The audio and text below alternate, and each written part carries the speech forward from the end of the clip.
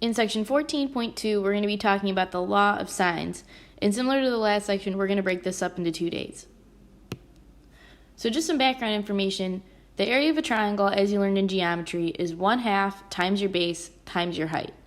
Specifically, your base and height have to be perpendicular to one another. But sometimes you aren't given the height measurement because, as you can see in this example, the height measurement isn't an actual side length. So typically, and when you're in geometry, that would be where you'd run into a lot of your issues. You have all of your side lengths of the triangle, like your base, for example, but you don't know what the perpendicular height is. So what's nice about the law of sines is that there's actually other ways you can find the area of a triangle using side lengths and angles and the combination of those. So to find the area of a triangle, any triangle ABC with side lengths A, B, and C has an area of 1/2 times side length B times side length C times sine of angle A. And as you can see here, this is all using information that we could actually measure on the triangle. So B and C are side lengths, A is that angle measure. I also could rewrite this as 1/2 AC times sine B. And I could rewrite this again as 1/2 AB times sine C. So what's important to note here is that all 3 of those equations are basically saying the same thing. You just want to pick up on what the pattern is. So starting out with that first one, BC times sine A. I'm using side length B, side length C, and angle A. So what you want to notice here is that those 2 side lengths that I'm using, I'm going to then use the angle that's sandwiched in between them. Same thing with AC times sine B. I can see I'm using 2 side lengths and the angle sandwiched between that. Same thing with this last one. So you could remember these as its formal definition, or you could just think, I have 2 side lengths and I'm going to use the sandwiched angle. So let's look at an example. Here I want to find the area of this triangle.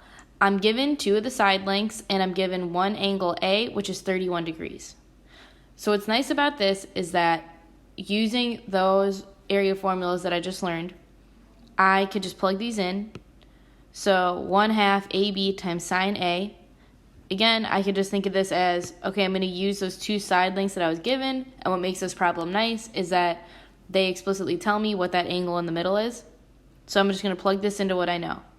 So I'm going to rewrite this as 1/2 times side length 5 times side length 10 times sine of 31 degrees. I'm going to plug this all into my calculator, and just to make this easy, I'll round to the nearest tenth. My area is 12.9 inches squared. What's really nice about this formula is that if I saw that same triangle in a geometry class, before learning what this formula is, I would have had to kind of work backwards or try to figure out what this perpendicular height is, or I wouldn't have been able to solve it. So let's find the area of another triangle. Here I can see this looks a little bit more complicated because I'm given more information. I'm given 2 side lengths, but I'm also given every single angle measure. So what's helpful here is that, again, I think back, I have 2 side lengths, I just need that sandwiched angle between.